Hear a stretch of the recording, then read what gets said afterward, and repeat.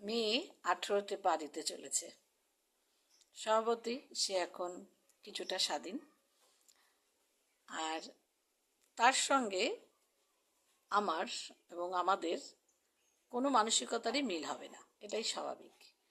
কারণ তার জেনারেশনে যেটা ঠিক সে সেটাকেই সঠিক বলে মনে নেবে, আর আমি মনে করব যে আমার সময় যেটা হতো এবং আমার যে চিন্তাধারাটা ছিল সেটা ঠিক।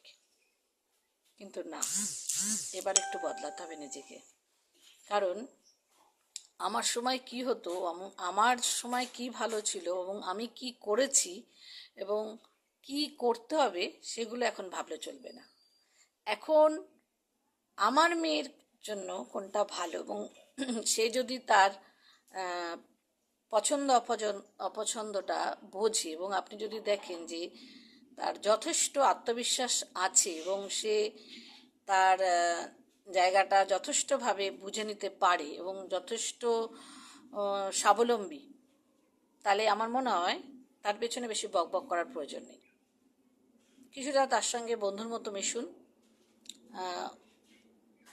তাকে সুযোগ দিন এগিয়ে যাওয়ার, কিছুটা আত্মনির্ভরশীল হতে সাহায্য করুন, আর কিছুটা হলেও আপনি ছোট ছোট শিক্ষা দিয়ে তাকে তার জায়গাটা একটু পরিষ্কার করে দিতে পারেন, মানে বুঝিয়ে দিতে পারেন তার আগামী দিনের পরিকল্পনাটা ঠিক আছে কি নেই।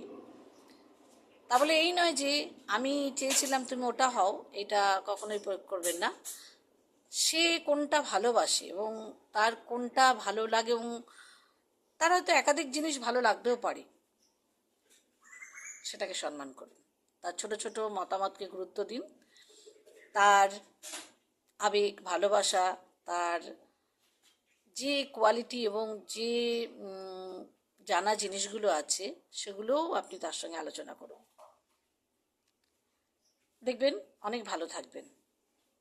আর নয়তো আপনি যদি তার সঙ্গে সবসময় এই নিয়ে আলোচনা করেন যে আমার এটা পছন্দ না, আমার ওটা পছন্দ না, আমাদের সময় এটা হতো, আমরা ওটা করেছি, আমাদের সময় এটা ছিল, সেটা সম্ভব না। আমাদের সময় আর এই সময় অনেক পার্থক্য হয়ে গেছে। এখন এআই এর যুগ। আগামী 20 বছর কি হতে চলেছে সেটা আমার সন্তানরাই বেশি ভালো জানবে, আমি না। কারণ তারাই টেকনোলজিতে অনেক অনেক কিছু জেনেই এগিয়ে এসছে। আমি আপনি সদ্য সদ্য শিখছি। হয়তো অনেকের খারাপ লাগবে আমার কথাগুলো, যে আমি আমার সন্তানকে প্রশ্রয় দিচ্ছি কিংবা আমার